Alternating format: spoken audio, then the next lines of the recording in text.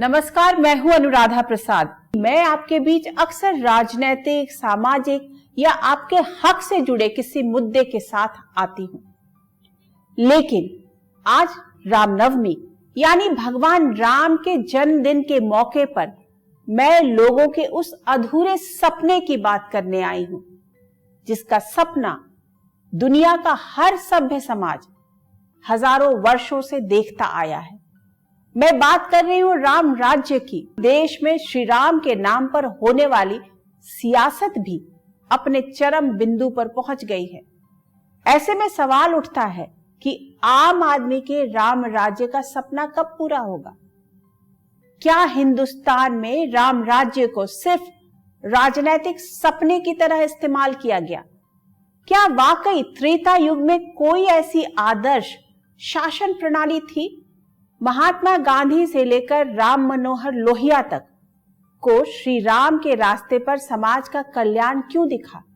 मिथक, इतिहास और वर्तमान के आईने में मैं इन सवालों के जवाब खोजने की कोशिश करूंगी।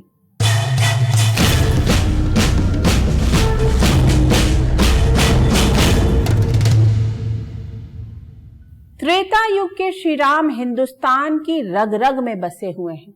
वो हजारों साल से करोड़ों लोगों की आस्था के केंद्र में हैं। उनके जीवन से लोग प्रेरणा लेते रहे हैं। उनके मर्यादा पुरुषोत्तम वाले चरित्र में दुनिया अपनी मौजूदा चुनौतियों से निपटने का रास्ता भी खोजती रही है। आदर्श शासन व्यवस्था के लिए पूरी दुनिया में राम राज्य की मिसाल दी जाती है। बदलते समय के साथ राम राज्य की परिभाषा भी बदलती रही है। महर्षि वाल्मीकि को श्री राम का समकालीन माना जाता है। वाल्मीकि रामायण में लिखा गया है कि राम के राज्य में लोग बहुत खुशहाल थे। भय का नामो निशान नहीं था। चारों ओर खुशहाली थी। सबकी बात सुनी जाती थी।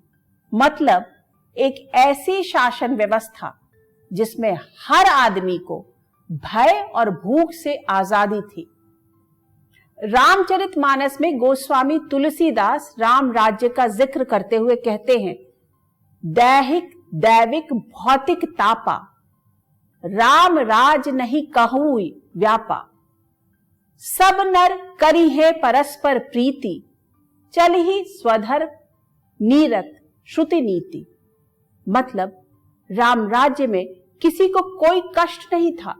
सब लोग आपस में एक दूसरे से प्रेम करते थे और पूरी ईमानदारी के साथ अपना काम करते थे। तुलसीदास ने एक ऐसे राम राज्य की तस्वीर पेश की है जिसमें किसी को कोई रोग व्याधि नहीं थी, न ही किसी की अकाल मृत्यु होती थी, न ही किसी को भी आर्थिक संकट था। जबकि आज दुनिया की आबादी का बड़ा हिस्सा दैहिक दैविक और भौतिक परेशानियों से जूझ रहा है। ऐसे में राम राज्य जैसी आदर्श शासन व्यवस्था की बात फिर से जोर शोर से उठने लगी है।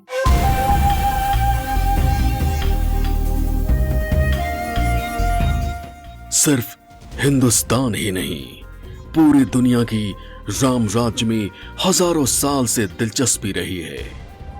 पूरी दुनिया उस शासन प्रणाली के बारे में सोचती है, कल्पना करती है, जिसमें किसी को किसी से भय नहीं था, जिसमें कोई बीमार नहीं था, कोई दुखी नहीं था।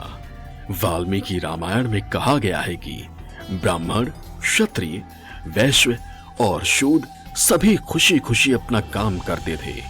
किसी को किसी से शिकायत नहीं। राम राज्य में हर नागरिक सद्गुणों से भरा हुआ था।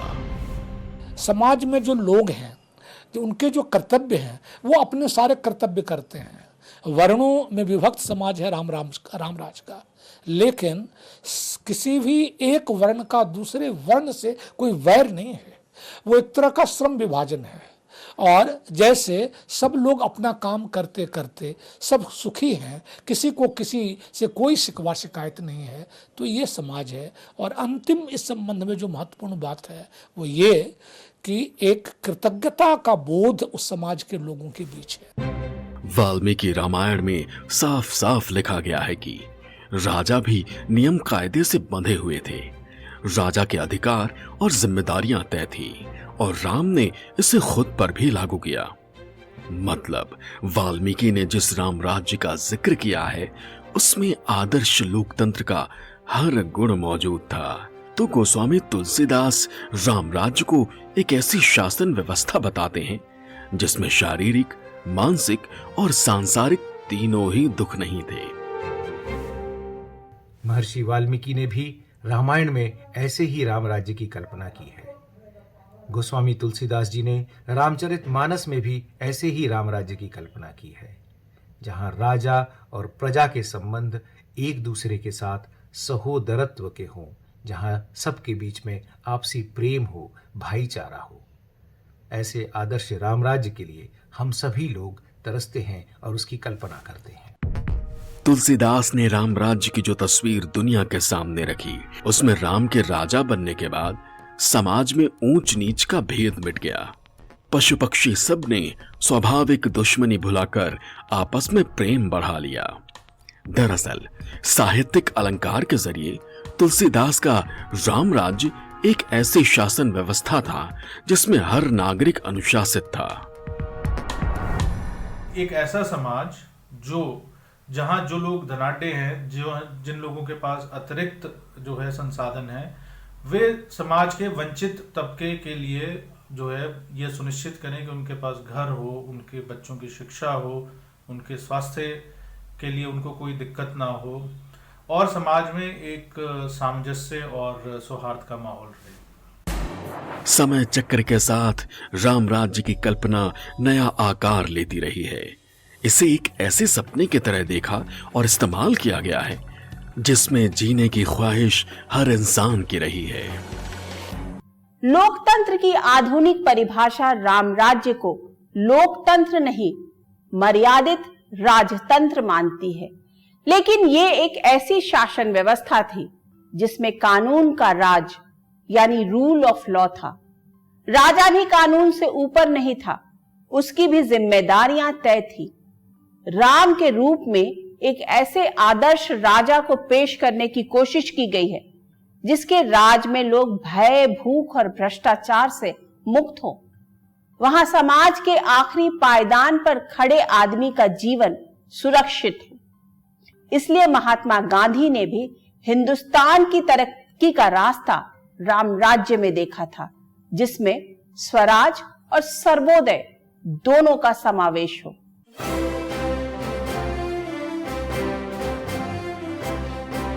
महात्मा गांधी भी राम राज्य की बात करते थे।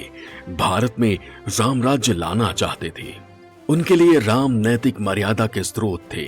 राम नाम को अमोघ मानते थे।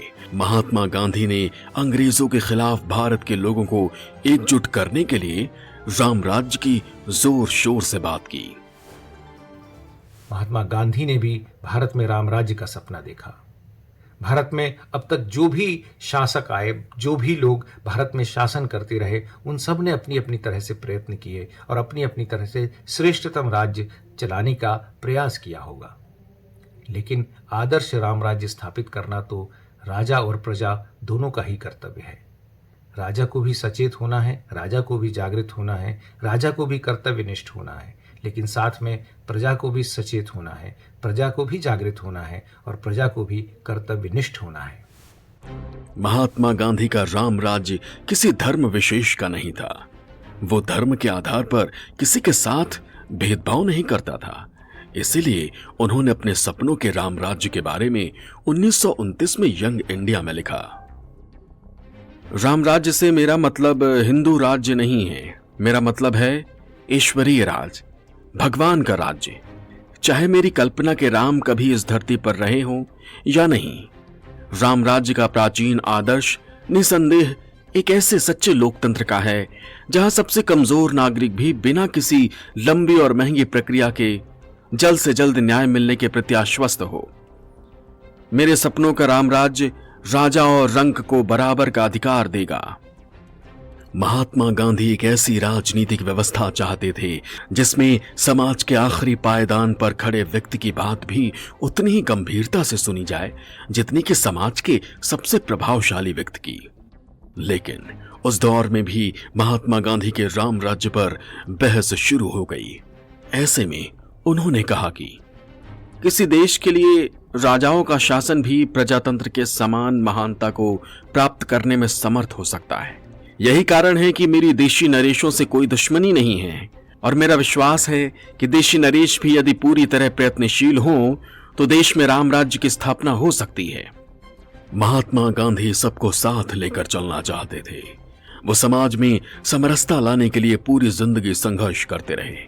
वो ऐसा राम राज्य चाहते थे जिसमें सबका विकास हो, शासन अहिंसा और प्रेम से चले, किसी का शोषण ना हो। आजादी के 5 महीने बाद ही महात्मा गांधी की गोली मारकर हत्या कर दी गई।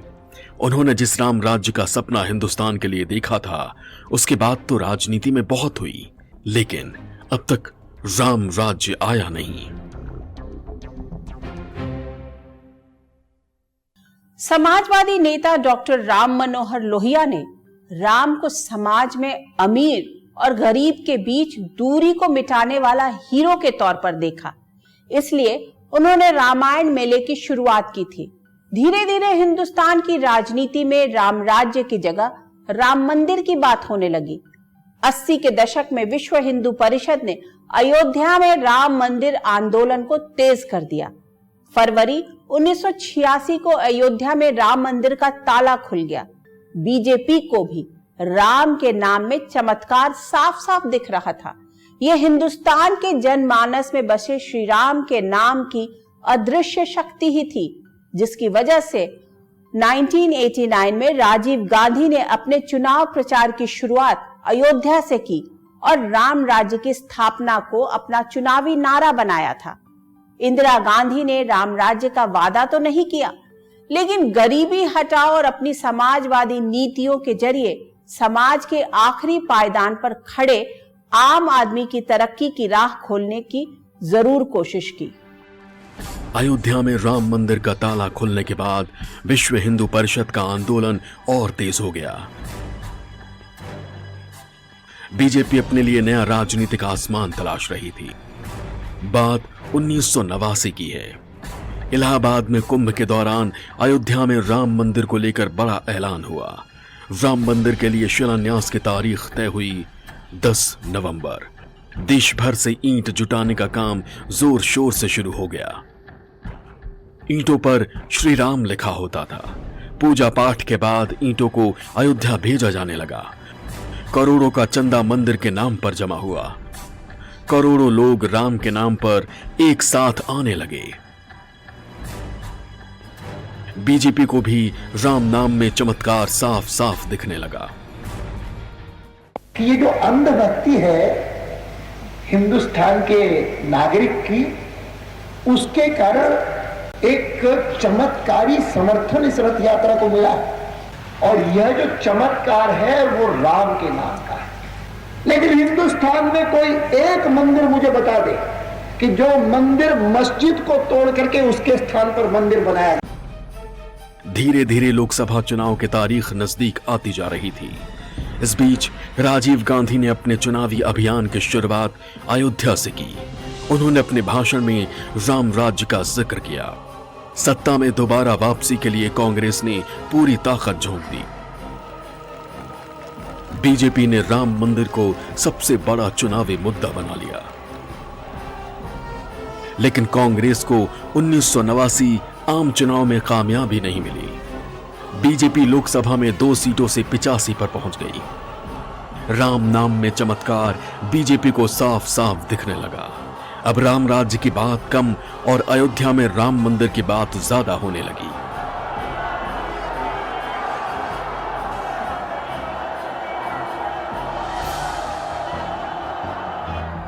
हिंदुस्तान की राजनीति तेजी से बदल रही थी।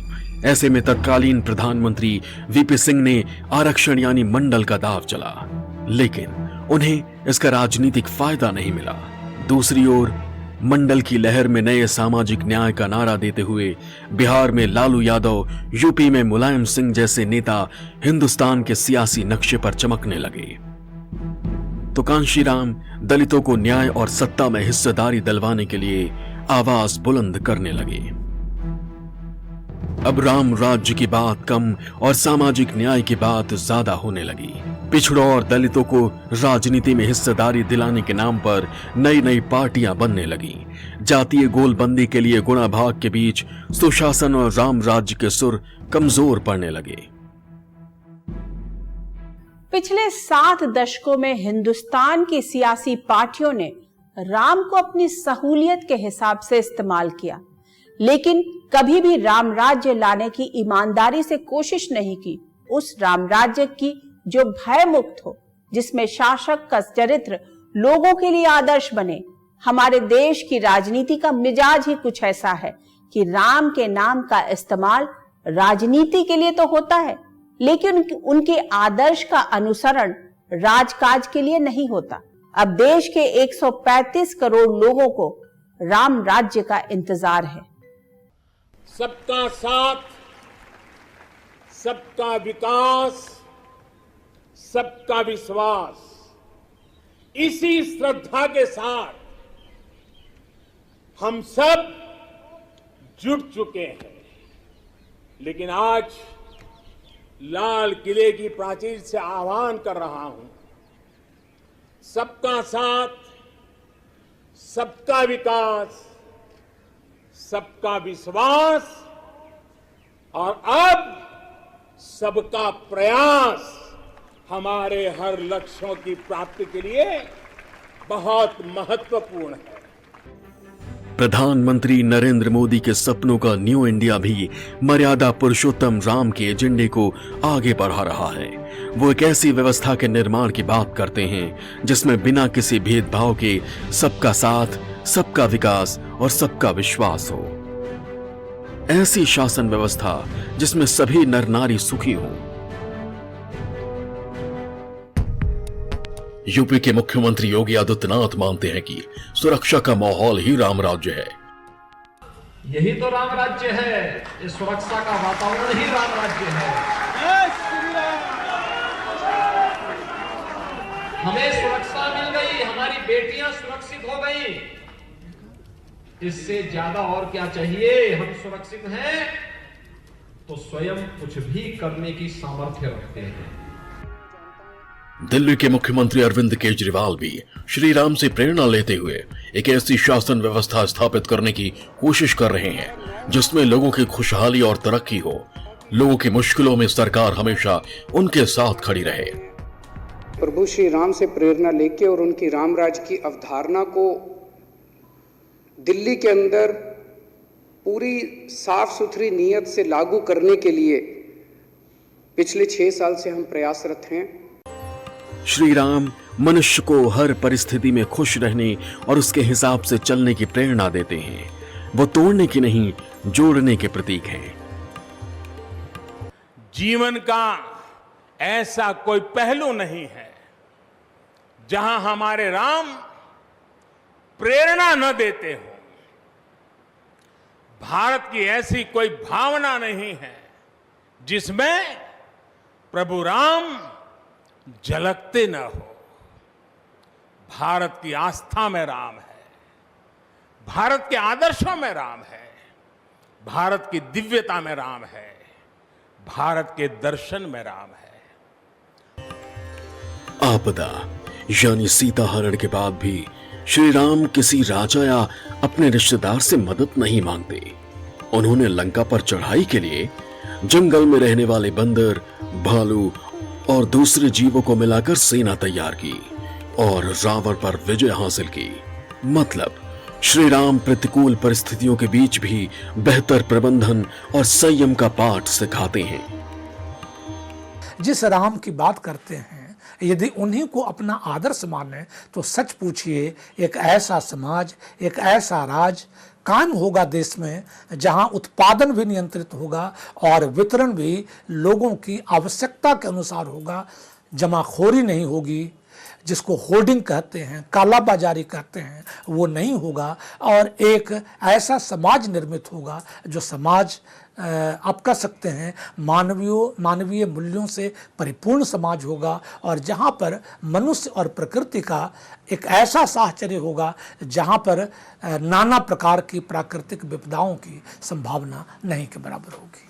हिंदुस्तान की रग रग में बसे श्री राम सामान्य तौर पर शांत रहते हैं, लेकिन पल भर में शत्रुओं का संहार करने की शक्ति रखते हैं।